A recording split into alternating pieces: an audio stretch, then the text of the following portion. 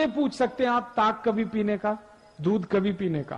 ताक हमेशा दोपहर को पीना, दूध हमेशा रात्रि को पीना, और जूस हमेशा सकाळी. सकाळी जेवण नंतर ज्यूस पीने का, दुपारी जेवण नंतर ताक पीने की, रात्रि जेवण नंतर दूध पीने का. आप बोलेंगे ये क्या चक्कर है? सकाळी जूस, दोपहरी ताक और रात्रि को दूध.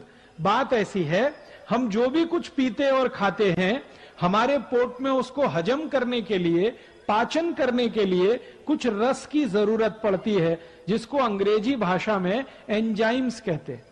वो रस हमारे पोट में समय समय पर उत्पन्न होते हैं. ताक को पचाने के लिए, दही को पचाने के लिए जो रस चाहिए वो दोपहर को ही पोट में आता है ज्यादा. दूध को पचाने के लिए जो पाचक रस की जरूरत है वो सूर्यास्त के बाद ही पोट में पैदा होता है ज्यादा.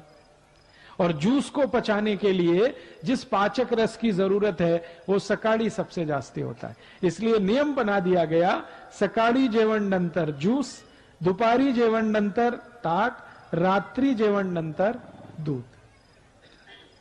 समझ गए? अब आप ये, बहुत सारी आई और ताई यहां जो बैठी है वो ये कहेगी, हम तो हमारे बच्चों को सुबह सुबह दूध पिला के स्कूल भेजते हैं. आयुर्वेद कहता है कि सुबह का समय दूध पीने के लिए अच्छा नहीं है. सबसे अच्छा समय दूध पीने का है वो शाम को है. तो आप क्या पिलाएं सुबह सुबह बच्चों को? जूस पिलाइए, संतरे का रस पिलाइए, मौसमी का पिलाइए, द्राक्षी का पिलाइए, टमाटर का पिलाइए, गाजर का पिलाइए. कुछ नहीं है तो नींबू की शिकंजी ही पिला दीजिए, सबसे सस्ता. और जितने दिन ऊस खाने को मिलता है, जितने दिन, 3 महीने 4 महीने, तो सकाळी ऊस का रस जरूर पीने का, नाश्ता नंतर, जेवण नंतर. आप बोलेंगे इसमें क्या है? ये जो ऊस का रस है ये अद्भुत है.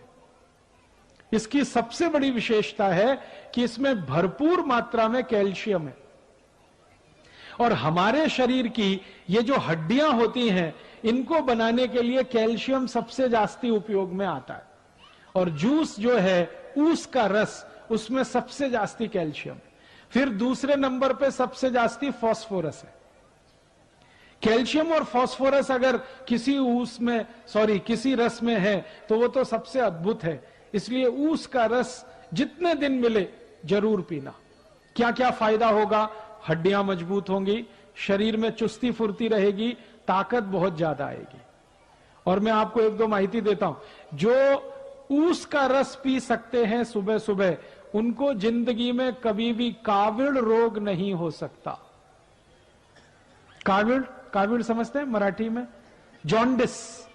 आंखें पीली पीली हो जाती हैं, लघवी एकदम पीली आने लगती है, शरीर टूट जाता है, बिस्तर पे लेटना पड़ जाता है. और काविड़ की दुनिया में औषध नहीं है. एलोपैथी के किसी भी डॉक्टर से पूछेंगे, वो कहेगा काविड़ की औषध नहीं है, ये तो अपने आप ही ठीक होता है. डॉक्टर कहेगा आराम करो 20 दिवस, 25 दिवस, 30 दिवस. लेकिन इस काविड़ को होने नहीं देना, इसकी सबसे बड़ी ताकत है ऊस के रस में. तो ऊस का रस पिए सुबह सुबह, बहुत अच्छा होता है. और मैं इसलिए भी कह रहा हूं ऊस का रस पीने को कि सारे के सारे भारतीय नागरिक रोज सकाळी 1 गिलास ऊस का रस पिए, तो भारत के जो शेतकरी ऊस उत्पन्न करते हैं वो सब श्रीमंत और कोटिपति हो जाए. आप बोलेंगे वो कैसे? अभी क्या होता है, जो शेतकरी ऊस उत्पन्न करते हैं वो सारा ऊस साकर कारखाने में जाता है. साकर कारखाना चलाने वाला तो कोटिपति और श्रीमंत हो जाता है, शेतकरी वहीं का वहीं रोडपति रह जाता है. मैंने संपूर्ण भारत का 3 बार प्रवास किया है, उत्तर, दक्षिण, पूरब, पश्चिम. जो भी शेतकरी ऊस उत्पन्न करते हैं सब गरीब हैं, रोडपति हैं. लेकिन उनके ऊस को साखर बनाने वाले जो श्रीमंत हैं और कोटिपति हैं, कारखाने के मालिक, वो सब उद्योगपति हैं. ये चक्कर क्या है? चक्कर बड़ा सीधा है. ऊस का भाव बहुत कम है, साखर का भाव बहुत जास्ती है। ऊस पैदा करने वाले शेतकरी को भाव कम ही है, लेकिन साखर बनाने वाले श्रीमंत को भाव सबसे जास्ती है। तो मेरा तो यह कहना है कि ऊस में से साखर बने, एक भी शेतकरी श्रीमंत नहीं हो सकता। अगर इसी ऊस का रस बिकने लगे और सारे भारतवासी पीने लगे तो ऊस उत्पन्न करने वाला हर एक शेतकरी श्रीमंत होता है। और एक फायदा होता है, अगर ऊस का रस पिए ना तो नपुंसकता की बीमारी कभी नहीं आती। मैं आपको एक छोटी सी माहिती देता हूं। अगर आपके घर में ऐसे कोई पति पत्नी हैं जिनका विवाह हो गया लेकिन बच्चे उत्पन्न नहीं हो रहे, कमी किसी को भी हो सकती है, स्त्री में भी हो सकती है, पुरुष में भी हो सकती है। ऐसे किसी भी पति पत्नी को कहिए कि अगर बच्चा चाहिए तो ऊस का रस पियो। और क्या डालकर पियो? चूना डालकर पियो।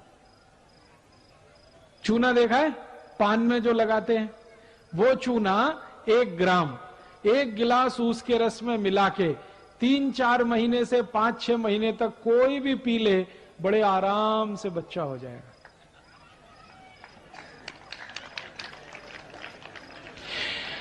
और ऐसी स्थिति में तो सबसे जल्दी बच्चा होगा जब पुरुष के वीर्य में शुक्राणुओं की कमी है और इस कारण से बच्चा नहीं हो रहा है। उनके लिए तो ये अचूक औषध है, ऊस का रस और थोड़ा सा चूना।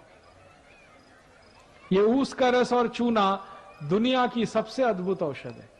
आप इसको पी सकते हैं। गुर्गे दुखने का अगर रोग है ना तो भी इसको पी लीजिए, गुर्गा दुखना कम कर देगा। कांधा दुखता है, कमर दुखती है, संधिवात हो गया है, ऊस के रस में चूना मिला के पीजिए, बहुत अद्भुत परिणाम। बार बार काविड़ होता है, ऊस के रस में चूना मिला के पीजिए, और अच्छे परिणाम। नपुंसकता है, शारीरिक कमजोरी है, उसमें भी ये काम करता है। तो मेरा कहना है आयुर्वेद का नियम, सकाळी जेवण नंतर जूस पीने का, तो ऊस का रस सबसे अच्छा।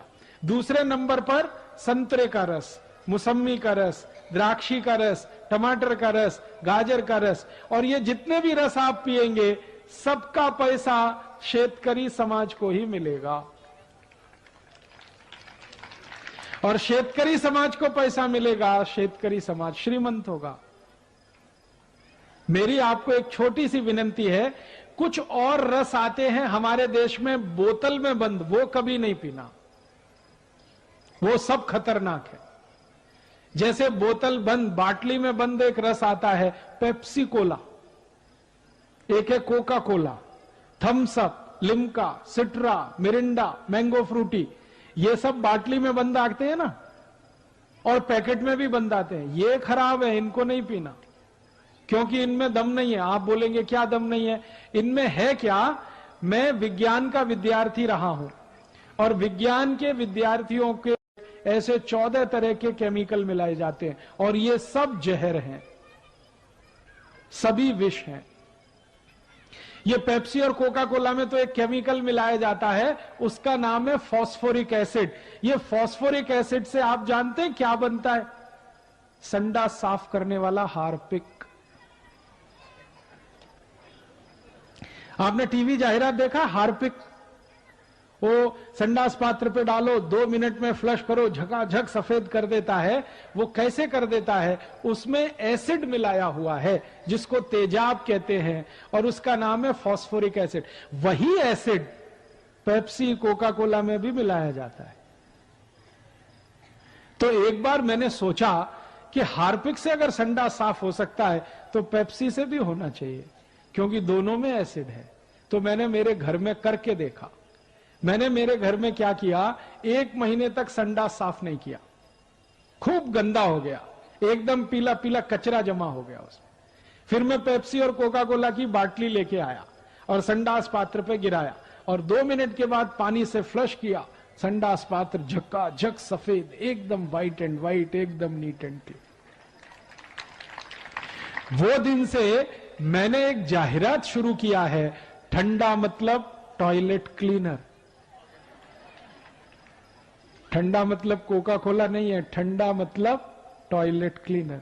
अब मुझे बड़ा दुख होता है कि पढ़े लिखे श्रीमंत लोग ये टॉयलेट क्लीनर गटागट पीते रहते हैं। जास्ती एजुकेटेड जास्ती पीते रहते हैं। Engineer, doctor, chartered accountant, manager, professor सब संडा साफ करने वाला पानी पी रहे। किसी के लग्न प्रसंग में जाते हैं ना तो फोकट में मिलता है तो 2-2, 3-3 बाटली गटकते। और पीने वाले घर में अकेले नहीं पीते, कोई मेहमान आ गया उसको भी पिलाते। एक तरफ कहते हैं अतिथि देवता होता है, देवताओं को ही संडा साफ करने का पानी पिलाते रहते। और कुछ अतिथि अपने घर में ऐसे आते हैं जो कहते हैं ठंडा लाओ, माने हमको संडा साफ करने का पानी पिलाओ। मेरी आपको हाथ जोड़कर विनती है, ये Pepsi, Coke, Thums Up, Limca, Citra नहीं पीना, क्योंकि इसमें एसिड है। वो एसिड पेट को जलाता है, एसिडिटी पैदा करता है। और सबसे तकलीफ की बात पता है क्या है? कि आप बाटली खरीदते हैं वो 10-12 रुपए की आती है, कारखाने में सिर्फ 70 पैसे की बनती है, वो 12 रुपए में आप खरीदते हैं। और ये पेप्सी, कोका कोला की बाटली विदेशी कंपनी की है, अमेरिका की कंपनी की है, वो भारत की नहीं है। तो आप अगर 12 रुपए की बाटली खरीदें, 70 पैसा खर्चा होता है, 11 रुपए 30 पैसे मुनाफा होता है परदेशी कंपनी को। उसमें से वो 1 रुपए 1.5 रुपए टैक्स का देके फिर दुकानदार को 1-8 रुपए देके एक बाटली पर लगभग 8 से 8.5 रुपए कमा के अमेरिका ले जाते हैं। अगर एक बाटली पेप्सी कोला किसी ने पिया, 8 रुपए भारत देश का अमेरिका को दिया। 2 बाटली पिया 16 रुपए दिया, 3 बाटली पिया 24 रुपए दिया। दर वर्षी भारत में पेप्सी कोका कोला की 700 कोटी बाटली बिकती है और दर वर्षी भारत देश का 5,700 कोटी रुपए अमेरिका जाता है। 5,700 कोटी रुपए इतनी बड़ी रकम है कि अगर इससे सोना खरीद लिया जाए तो बीड़ जिले के एक-एक गांव की सड़क सोने से बन सकती है। दोस्तों, सबसे पहले तो चैनल सब्सक्राइब करें, फिर लाइक, कमेंट और शेयर करें। और हाँ, हमारा एंड्रॉयड ऐप डाउनलोड करना ना भूलें।